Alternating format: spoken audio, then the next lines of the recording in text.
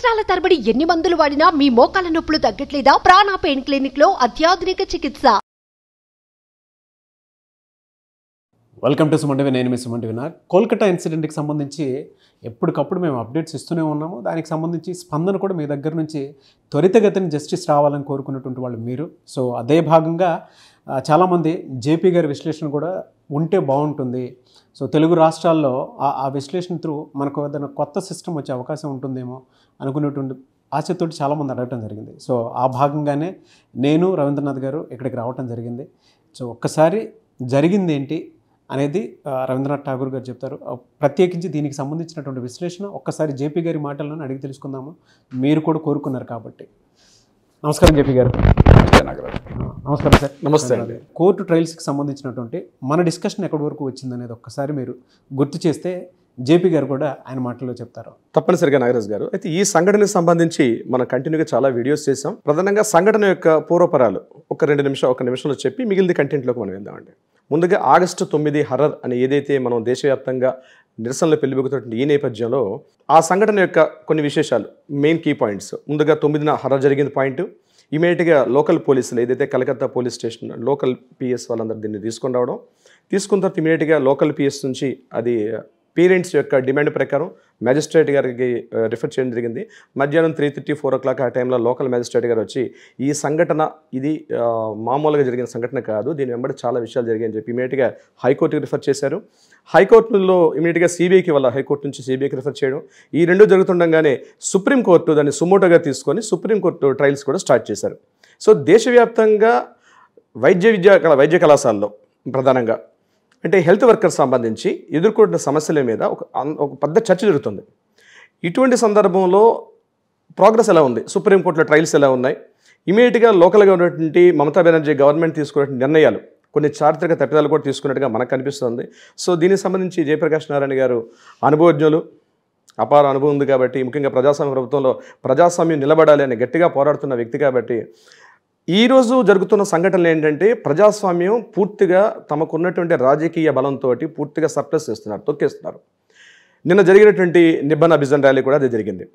ఇక్కడ జయప్రకాష్ నారాయణ గారు సుప్రీంకోర్టు క్లియర్గా గైడ్లైన్స్ ఇచ్చిందండి. ప్రొటెస్ట్ చేస్తున్నటువంటి నిరసనకారులు అంటే ప్రజాస్వామ్య ప్రభుత్వంలో నిరసన తెలపడం అనేది ప్రాథమిక హక్కు, ఒక ఫండమెంటల్ రైట్. అది కొన్ని వేల మంది వస్తున్నారు, వీళ్ళని మీరు శాంతియుతంగా చేస్తున్న వాళ్ళ మీద మీరు ఎటువంటి దమననీతి చేయొద్దు, వాళ్ళని ప్రొటెక్ట్ చేసుకొని ఏంటి ధర్నాలని అని చెప్పినప్పుడు కూడా నిన్న జరిగినట్టు నిబ్బన అభిజన్ ర్యాలీలో ప్రభుత్వం తీసుకున్న చర్యలు ఈ రోజు నిన్నటి వరకు ఇప్పుడు మాకు అందిన ఇన్ఫర్మేషన్ ప్రకారం సుమారుగా ఒక 170 మందిని అరెస్ట్ చేయడం జరిగింది. అందులో మహిళలను చూడలేదు, చిన్నపిల్లలను చూడలేదు, వృద్ధులను చూడకుండా ఒక పాశవికంగా ఒక దమననీతి జరుగుతుంది అక్కడ. ఇది కాకుండా చాలా మెయిన్ చేసిన డిమాండ్స్ 3 అండి. ఒకటేంటంటే ఇమీడియట్గా ఎవరైతే అభయ అమ్మాయి జరిగిందో ఆ అమ్మాయికి సత్వర న్యాయం జరగాలి. ఇమీడియట్గా అదేవిధంగా ఆ కల్ప్రిట్ ఎవరైతే ఉన్నాడో ఇమీడియట్గా అతని మీద యాక్షన్ తీసుకోవాలి, సరైన శిక్షించాలి. 3వది మమతా బెనర్జీ రాజీనామా చేయాలని డిమాండ్ ఉంది. ఎందుకంటే మమతా బెనర్జీ పవర్లో ఉన్నంతకాలం ఇక్కడ ఈ సాక్ష్యాలు ఇవన్నీ కూడా తారుమారే అవకాశం ఉంటుంది కాబట్టి దీనిని ఇమీడియట్గా వాళ్ళని తను రాజీనామా చేసి బయటకు వచ్చి అప్పుడు ప్రూవ్ చేసుకుంటే బాగుంటుందని అక్కడ జరుగుతుంది. దీన్ని రాజకీయ పార్టీలు కూడా తమకు అనుకూలంగా మార్చేసుకుంటారు, ఏ పార్టీ వాళ్ళు. అసలు ఏం జరుగుతుంది జయప్రకాష్ నారాయణ? కంప్లీట్ డిక్టేటర్షిప్ అనేది నడుస్తుంది తప్ప వేరేదేం జరగట్లేదు అనుకునేటువంటి ఆలోచన అయితే క్రియేట్ అయింది. ఇలా పరిస్థితులు ఉన్నప్పుడు సిబిఐ మీద కూడా కొంతమందికి డౌట్ వచ్చేటువంటి ఆందోళనకరంగా ఉండే విధంగా వాతావరణం ఉంది అని చెప్పేసి చెప్తూ ఉన్నారు. సో ఈ పరిస్థితుల్లో సిస్టమ్ ఎలా రెస్పాండ్ అయితే బాగుంటుంది అనేది ఒపీనియన్స్. నాగరాజు, ఇప్పుడు మీరు చెప్పిన దానిలోనే మన దేశంలో రోజు ఏమవుతుందో అర్థమవుతుంది. ఇంత భయంకరమైనటువంటి ఘాతుకం జరిగితే సమాజం అంతా సహజంగానే గట్టిగా స్పందించింది. ఎందుకంటే ఇది ఎవరు కూడా కలకత్తాలో ఒక యువ డాక్టర్కి సంఘటన అనుకోవట్లే. నా కుటుంబంలో నా కన్నబిడ్డకు కావచ్చు, నా చెల్లెళ్ళకి కావచ్చు, లేకపోతే నా నీసుకి కావచ్చు, మేనగోడలకు కావచ్చు, లేకపోతే నా బంధువులకు కావచ్చు, నా అత్యంత సన్నిహితులైన మిత్రులకు కావచ్చు, ప్రతి ఒక్కళ్ళు అలా స్పందించారు. దీనిలో కులం లేదు, మతం లేదు, ప్రాంతం లేదు, భాష లేదు. ప్రజలు స్పందించే తీరు ఒక రకంగా ఉంటే పార్టీల స్పందన దీనిలో లాభం ఎవరికి, నష్టం ఎవరికి. మమతా బెనర్జీ గారు ఆవిడ పార్టీ అంతా మనల్ని రక్షించుకోవటం ఎట్లాగా, వాళ్ళ ప్రతిపక్షం వాళ్ళంతా ఆవిడని దింపటం ఎట్లాగా దీన్ని ఉపయోగించి. అవును, మన రాజకీయం ఏ స్థాయికి వెళ్ళిందో మనకు అర్థమవుతుంది. బ్రిటన్లో చూడండి, జూలై 29న ఈ సంఘటనకి 10-11 రోజుల ముందు ఒక 17 ఏళ్ల ఉన్మాది ముక్కుపచ్చలారని పసిపాపల్ని 6 ఏళ్ళు 8 ఏళ్ళు 9 ఏళ్ల పసిపాపల్ని పొడిచి చంపేశాడు. ఇంకా చాలా కొంతమంది గాయపడ్డారు.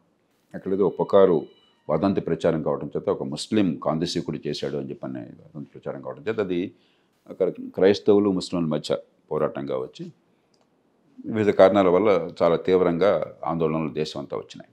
ఆ ఆందోళనలు జరిగినప్పుడు ప్రభుత్వం ఆందోళనలు అదుపు చేసింది, నేరస్తుని వేగంగా పట్టుకున్నది. అక్కడ ఏ పార్టీ కూడా ప్రభుత్వ పక్షం ప్రతిపక్షం అన్న మాట లేదు. అక్కడ ప్రతిపక్షంలో ఉన్నవాళ్ళు ప్రభుత్వాన్ని పూర్తిగా సమర్థించారు. హింసాత్మక ఆందోళన అంటే కఠినంగా శిక్షించండి, నేరం చేసిన వాళ్ళని కఠినంగా శిక్షించండి అని చెప్పండి. ప్రభుత్వ పక్షం వాళ్ళు రాజకీయం చేయలేదు, ప్రతిపక్షం వాళ్ళు రాజకీయం చేయలేదు. అంటే రాజకీయం ఎంత ఉన్నా కూడా, ఎన్నికల్లో పోటీ ఉన్నా కూడా ఉండాలి, రాజకీయ విభేదాలు ఉంటాయి. కానీ మౌలికమైన అంశాల మీద ఏకాభిప్రాయం ఉండటం ఒకటి, రెండోది మనం దాన్ని రచ్చ చేయకూడదు, దీన్ని రాజకీయం చేయకూడదు అన్న భావన అధికారులు ఉన్న వాళ్ళకి ప్రతిపక్షాలకి లేకపోతే దేశం ఏమవుతుందో నిరంతరం మనం చూస్తున్నాం. ఇది సరే భయంకరమైన హింసాత్మక సంఘటన, మనందరినీ కలిచివేసేది. ఇది కాకుండా విధానపరమైన చాలా ఉంటాయి.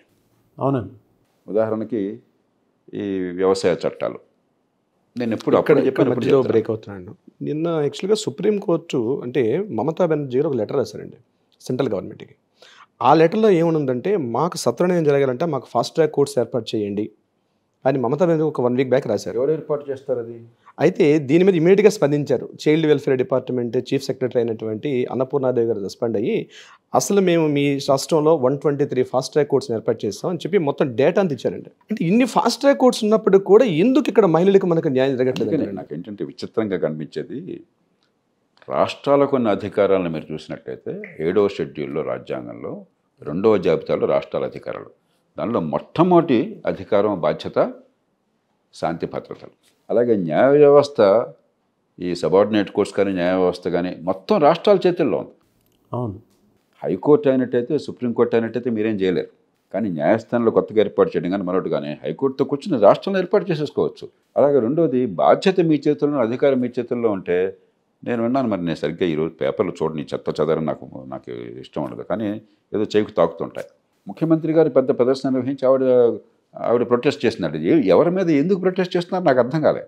ర్యాలీ తీయటం కూడా ర్యాలీ తీశారు. 1 వీక్ బ్యాక్ ర్యాలీ తీసేటప్పుడు అక్కడ ఉన్నటువంటి అన్యాయాన్ని సరిదిద్దే బాధ్యత మీద ఉండి, నేర పరిశోధన మీ చేతుల్లో ఉండి, న్యాయాన్ని అందించే బాధ్యత రాష్ట్ర ప్రభుత్వంగా మీ చేతుల్లో ఉండి, సర్వాధికారం మీకుండి, మీరు ప్రదర్శనలు ఏమిటి, మీరు నినాదాలు ఏమిటి, మీరు ప్రొటెస్టులు ఏమిటి, నాకేం అర్థం కావట్లేదు.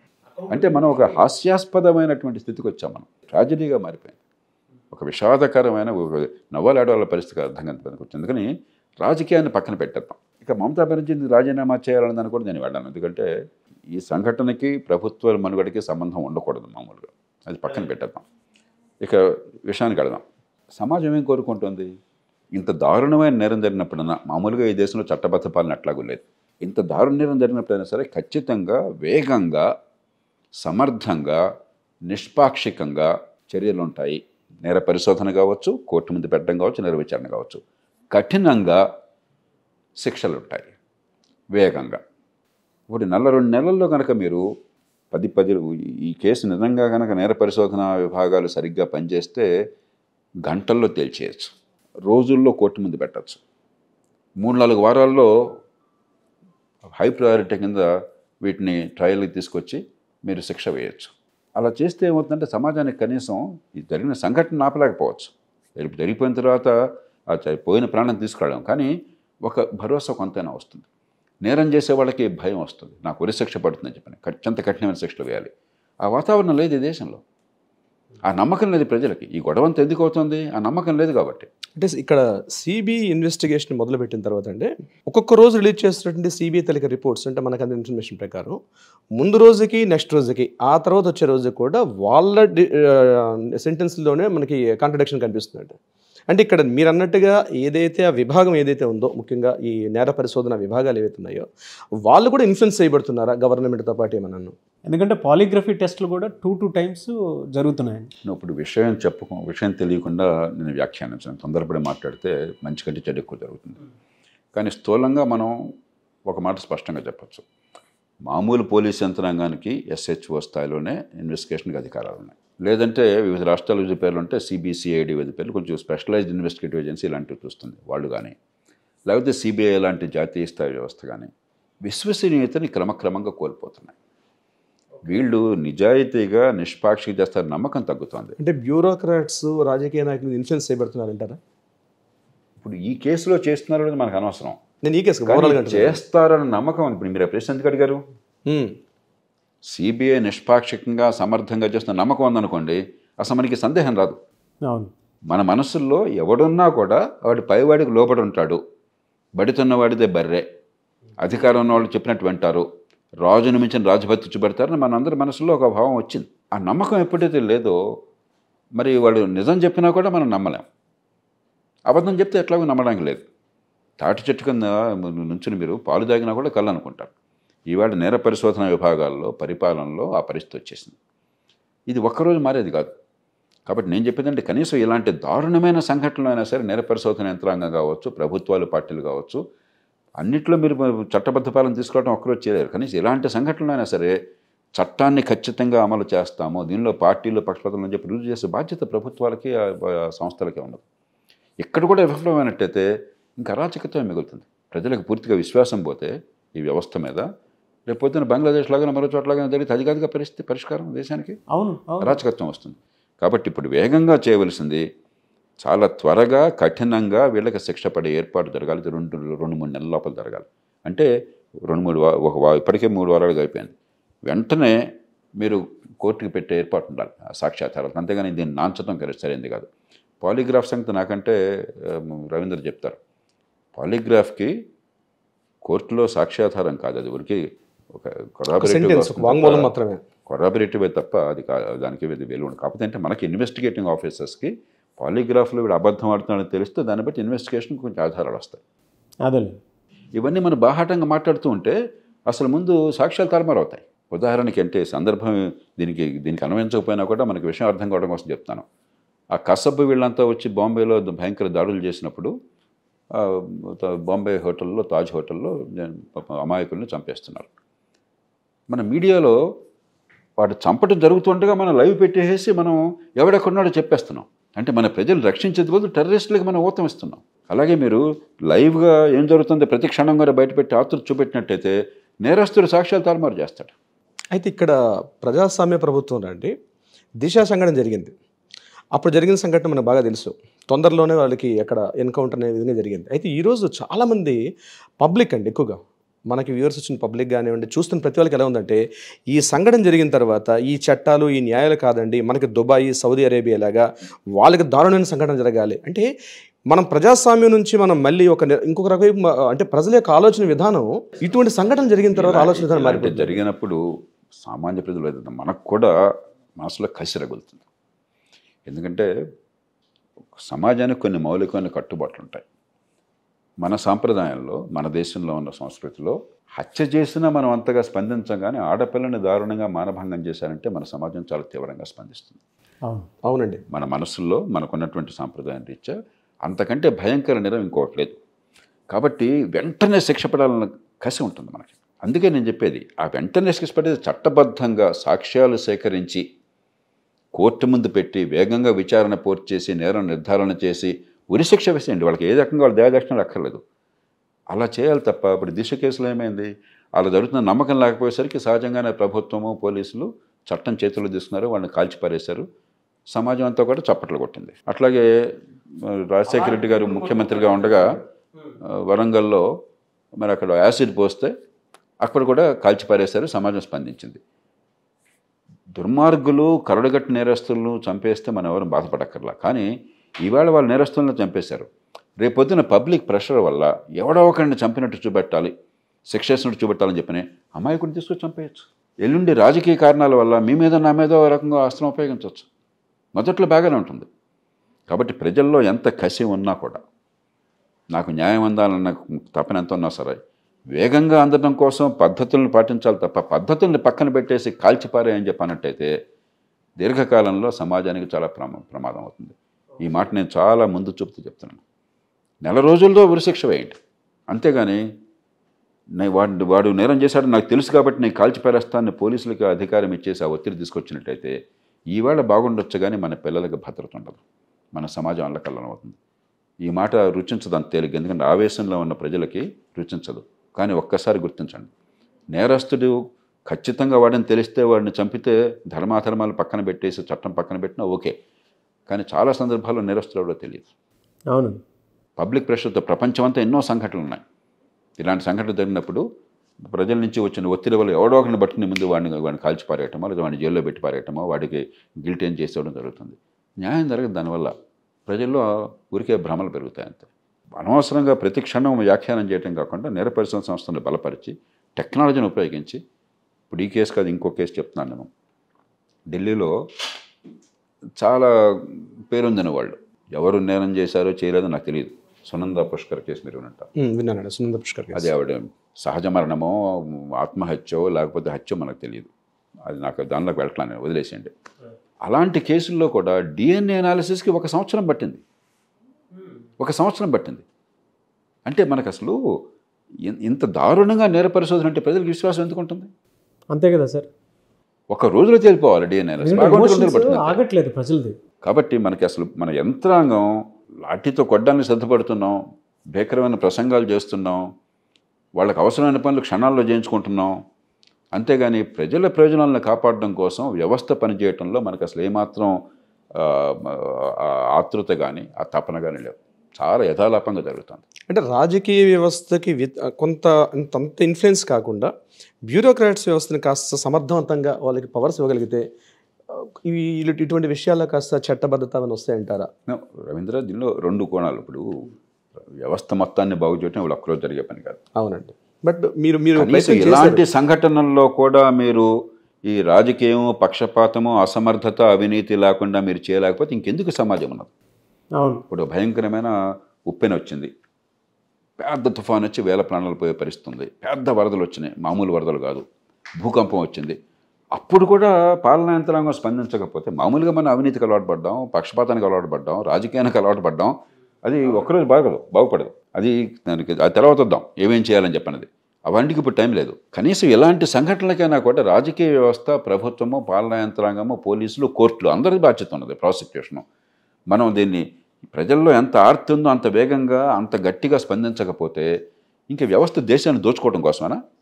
ఈ పన్నుల డబ్బులన్నీ కూడా మీకు ఊరికే మీకు బెడ్డం మేము రౌడీ మామూలు ఇవ్వడం కోసం అని చెప్పానా? మిగతా తర్వాత చూద్దాం. నేర పరిశోధన స్వతంత్రం చేయడం తర్వాత చూద్దాం. అది అన్నింటిలో స్వతంత్రం చేయాలి. ఈ విషయంలో కూడా స్వతంత్రంగా పనిచేసే అవకాశం లేకపోతే, ఇక్కడ కూడా సమర్థంగా చేయకపోతే, ఇక్కడ కూడా వేగంగా చేయకపోతే ఇంకెప్పుడు చేస్తావయ్యా నువ్వు? ఇంకెందుకు ప్రభుత్వం ఎందుకు? కాబట్టి దీని ముందు take these as stand alone cases. ఉన్న పరిస్థితుల్లోనే అవ్యవస్థలో కూడా ఇక్కడ సామర్థ్యం చూపెట్టాలి. ఇప్పటిదాకా ప్రభుత్వాలు చేసింది అదే. మిగతా పరిపాలన అధ్వానంగా ఉన్నా కూడా మౌలికమైనటువంటి విషయాలు వచ్చినప్పుడు అక్కడ స్పందించినాయి గట్టిగా. అది కూడా జరగకపోతే ఇప్పుడు ఈ కేసు అది కూడా జరిగినట్టు కనిపించట్లేదు. చివరికి సుప్రీంకోర్టు సుమోటోగా తీసుకున్న దాకా ఈ మాత్రం ఇంత ప్రోగ్రెస్ కూడా జరిగే అవకాశం లేదండి. సుప్రీంకోర్టు ఎప్పుడైతే సుమోటోగా తీసుకుందో అప్పటి నుంచి దీనికి సంబంధించినటువంటి అప్డేట్స్ అయితే వస్తున్నాయి, కానీ అంతకుముందు ఏ అప్డేట్ రాలేదు సార్. ఇప్పుడు మౌలికంగా అవ్యవస్థలో ఉన్నమాట వాస్తవము. అది అట్లా ఉన్నా కూడా ఇంత తీవ్రమైన సంఘటనలకి ఆ ప్రభుత్వాలు, పార్టీలు, పక్షపాతాలు, అసమర్థత, సోమరితన వదిలిపెట్టేసి వేగంగా, సమర్థంగా, నిష్పాక్షికంగా న్యాయం అందించే ఏర్పాటు చేయాలి. అక్కడ విఫలమవుతున్నాం. ఇక రెండోది, దీర్ఘకాలంలో అసలు స్వతంత్ర ప్రతిపత్తి తీసుకోవడం అట్లాగా రాజును మించిన రాజభక్తి కాకుండా మరి ఈ దేశంలో సామాన్య పౌరుడికి న్యాయం దొరుకుతుంది, ఈ రకమైనటువంటి నేరాలకి తాగుండదన్న నమ్మకాన్ని కలిగించడం అట్లాగా, అది మనం దానికి చాలా టైం పడుతుంది. కానీ అసలు మొదలెట్టాలి. పరిపాలనా సంస్కరణ సంఘం బోర్డుతో నేను ఆ నివేదిక తయారు చేశాను. పబ్లిక్ ఆర్డర్ అన్న పేరుతో వచ్చిన రిపోర్ట్లో ఏ రకంగా స్ట్రక్చర్ చేయాలి. మన ప్రాసిక్యూషన్ ఉంది, మన దేశంలో అంత పేలవమైన ప్రాసిక్యూషన్ ప్రపంచంలో ఎక్కడ ఉండదు. ఎంత పేలవమైన ప్రాసిక్యూషన్, అసమర్థమైనది, చాలా అసలు దానిలో స్ట్రెంగ్త్ లేదు, దానికి ఒక రిసోర్సెస్ లేవు. కోర్టుల సంగతి మనకు తెలిసింది ఏం జరుగుతుంది దేశంలో. కాబట్టి దీని ఒక్కటి జరిగేది కాదు. ఫారెన్సిక్స్ కానీ, పోలీస్ యంత్రాంగం కానీ, వాళ్ళకి ఇండిపెండెంట్గా ఉండే ఏర్పాట్లు చేయడం కానీ, మరి ప్రొసీజరల్ లా కానీ, కోర్టులు కానీ, అన్ని చోట్ల లోపాలు ఉన్నాయి. ఒక్క చోట అని చెప్పంటం లేదు. తృణమూల కాంగ్రెస్ పార్టీలో పనిచేస్తున్నటువంటి 16 మంది ఎమ్మెల్యేల మీద రేప్ కేసుల మీద 16 మంది ఉన్నారని రిపోర్ట్ రిలీజ్ చేశారండి. అంటే ఎగ్జిస్టింగ్ వాళ్ళు ఎమ్మెల్యేలుగా ఉన్నారు, అందులో కొంతమంది మంత్రులుగా ఉన్నారు. 16 మంది ఎమ్మెల్యేలు ఇట్లాంటి రేప్ కేసుల మీద ఆల్రెడీ ఎఫ్ఐఆర్ నమోదయ్యి వాళ్ళు ఆల్రెడీ ప్రాసిక్యూషన్ ఎదుర్కొంటున్నారు కోర్టుల ద్వారా. అటువంటి వ్యక్తుల్ని క్యాబినెట్లో తీసుకోవడం కానీ, ఎమ్మెల్యేలుగా ఉండడం కూడా సమర్థనీయం కాదండి. అంటే దీని మీద ఒక మార్పు అన్నది ఎలాంటి మార్పు వస్తే బాగుంటుంది అంటారు? దీనిలో నేను చెప్పాను కదా, ఈ 5 పోలీసులు, ఫారెన్సిక్స్, ప్రొసీజర్స్, ప్రాసిక్యూషన్, కోర్ట్స్, 5టిని సమూలంగా మార్చాలి. మనం కావాలంటే చాలా సుదీర్ఘమైన చర్చ పెట్టుకోవచ్చు. ఉదాహరణకి నేను 2 ఏళ్ల క్రితం 9 రోజుల కాన్ఫరెన్స్ జరిపాను దీని మీద. ఇవి ఎంత సంక్లిష్టమైనవంటే ఈ మార్పులు కావాల్సింది ఒక నిమిషంలో ఆషామాషిగా ఒక మాట్లాడితే అయిపోయేది కాదు. అదే 62 న్యాయమూర్తులు, సుప్రీంకోర్టు న్యాయమూర్తులు, అంతర్జాతీయ నిపుణులు, పోలీస్ శాఖల అధికారులు, న్యాయ కోవిదులు ఇంతమంది పాల్పంచుకున్నారు. పరిష్కారాలు ఉన్నాయి కానీ చిట్కాలు లేవు. ఇది ఒక క్షణంలో ఏదో మ్యాజిక్తో వచ్చేది కాదు సినిమాల్లో లాగా. కానీ 5 రంగాల్లో కావాలి.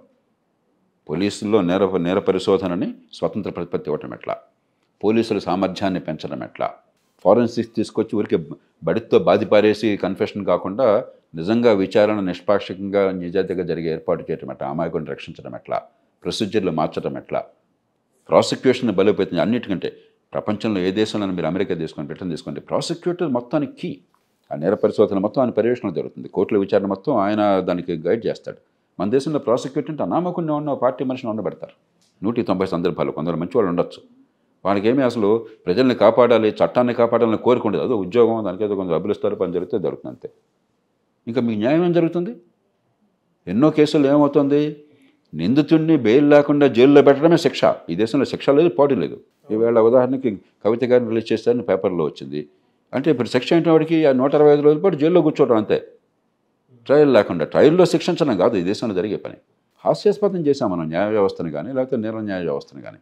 ఇది లాభం లేదు. దీనివల్ల మనకు ప్రజలకు విశ్వాసం పోతుంది, ఫలితం తక్కువ పోతుంది.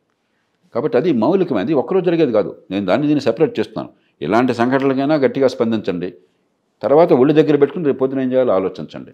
మరి ఎట్లా సార్? అంటే ప్రజలు వాళ్ళ మనోభావాలు కానీ వాళ్ళు కానీ ఆపలేరు కదా, ఎమోషన్స్ హై లెవెల్లో ఉంటూ ఉంటాయి కదా, వాళ్ళు ఎలా స్పందించాలి? ప్రజల స్పందన సరైంది. ప్రజల స్పందనకి ఒక మార్గాన్ని ఇవ్వాల్సిన బాధ్యత ఆలోచన పరులది.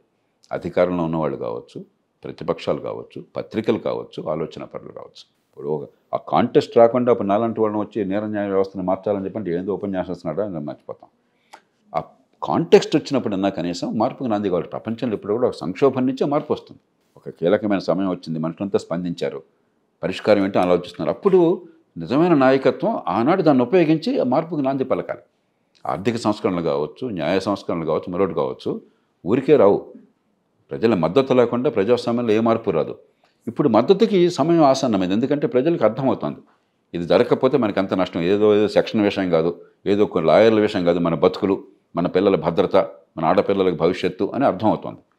దీన్ని ఉపయోగించి మన చర్చ దానికి వెళ్ళాలి. ఇప్పుడు వెంటనే చేయాల్సిన పనులు ఏమిటి? రేపొద్దున ఇలాంటి సంఘటనలు ఎప్పుడు జరిగినా కూడా శిక్ష వేగంగా పడుతుంది, నిజాయితీగా పడుతుంది, నిష్పాక్షంగా పడుతుంది, నమ్మకాన్ని కలిగించేటువంటి వ్యవస్థ నిర్మాణం చేయటం ఎట్లాగా దానికి వెళ్ళాలి. ఆ చర్చ జరగట్లా. మనం దీన్ని చిలవల పల్లగా దీన్ని వర్ణిస్తున్నాం తప్ప, ఒక డిస్క్రిప్టివ్గా జరుగుతుంది తప్ప, సెన్సేషన్లో చేస్తున్నాం తప్ప, ఈ దేశంలో నేరం చేస్తే శిక్ష పడుతుందన్న భయం లేదు. చివరికి ఆ కసబకు కూడా 18 ఏళ్ళు పట్టింది వాడికి శిక్ష పడడానికి. అవునవును. రాజీవ్ గాంధీని చంపేస్తే వాళ్ళకి 18 ఏళ్ళు పట్టింది శిక్ష పడడానికి. 91లో ఆయన చంపేస్తే 2009లో వాడు జైలుకి వెళ్ళారు చివరికి, లేకపోతే ఉరిశిక్ష వేశారు, ఉరిశిక్ష అమలైంది. ఎలాంటి దేశాన్ని నిర్మాణం చేసుకుంటున్నాం మనం? మామూలు నేరం పక్కన పెట్టండి, ప్రధానమంత్రిని చంపితే, భయంకర టెర్రరిస్ట్ నేరం జరిగితే, ఇంత దారుణంగా ఒక మహిళా డాక్టర్ని కిరాతకంగా చంపేస్తే, అత్యాచారం చేస్తే, దానికి కూడా శిక్షలు వేగంగా లేకపోతే ఇంక మిగతా అన్ని డ్రామాలు ఆడుతున్నాం మనం. కాబట్టి మనం చాలా మార్పులు తీసుకురావాలి. మూడోది, మన సమాజంలో సమస్య ఏంటంటే ఇంత పెద్ద సంఘటన జరిగితే చాలా తీవ్రంగా స్పందిస్తున్నాం. మీరు మహిళలను అడగండి, అక్కడ కూర్చున్నారు, ప్రతిరోజు మీరు బయటికి వెళ్తే, మీ ఆఫీస్కి వస్తున్నప్పుడు, బస్సులో ట్రావెల్ చేస్తున్నప్పుడు, ట్రైన్లో ట్రావెల్ చేస్తున్నప్పుడు, ఒక షాప్కి వెళ్తేనో, ఒక రెస్టారెంట్కి వెళ్తేనో ఇన్ని రకాల వేదనలు గురవుతున్నారు చూడండి. మగపిల్లల చూపులు కానీ, ఏలలు కానీ, ఆ ఈవ్ టీజింగ్ కానీ, అశ్లీలమైన పదజాలం కానీ, అనుమతి లేకుండా తాకే ప్రయత్నం చేయడం కానీ రోజు మనకు అలవాటైంది. మీ సినిమాలు చూస్తే గొప్ప హీరో అంటే వాడు ఆడపిల్లని బాగా ఏడిపించేవాడు హీరో. మొదటి 2-3 ఏళ్ళని ఆడపిల్లని ఏడిపించడం, అది హీరోయిజం. ఈ చిన్న నేరాలను అడ్డుకట్ట అయిపోతే 10 నేరాలు పెరుగుతాయి. ఆడపిల్లని ఏదైనా చేయొచ్చు, మనం హడావడి చేయొచ్చు, గొడవ చేయొచ్చు, తిట్టొచ్చు, ఏదైనా చేయొచ్చు, ఎవడేమో అని చెప్పి అనుకుంటే ఇక్కడి నుంచి ఎస్కలేట్ అవుతుంది. అదే జరుగుతుంది సమాజంలో. దీనికి అడ్డుకట్టు వేసే ప్రయత్నం జరిగిన చట్టాలు ఉన్నాయి. Thank you sir, thank you so much for your time. So అది జేపీ గారి పూర్తి విశ్లేషణ. అంటే పరిపాలన వ్యవస్థలో కొన్ని మార్పులు చేర్పులు జరగాల్సినటువంటి అవసరం బాధ్యత రెండూ ఉన్నాయి. ఈ రోజు ఓవర్ నైట్లో దీనికి ఇది జరగాలి అనుకున్నటువంటి న్యాయ వ్యవస్థ కంటే కూడా పటిష్టమైనటువంటి న్యాయ వ్యవస్థను బిల్డ్ చేయాల్సినటువంటి అవసరం బాధ్యత ఉందని చెప్పేసి చెప్తున్నారు ఓవరాల్గా ఇన్సిడెంట్కి సంబంధించింది అయితే. Anyway sir, thank you so much JP sir. Thank you so much sir. Thank you so much. Suman టీవీలో మీ పర్సనల్ అండ్ బిజినెస్ ప్రమోషన్స్ కోసం కింది నెంబర్కి కాంటాక్ట్ చేయండి.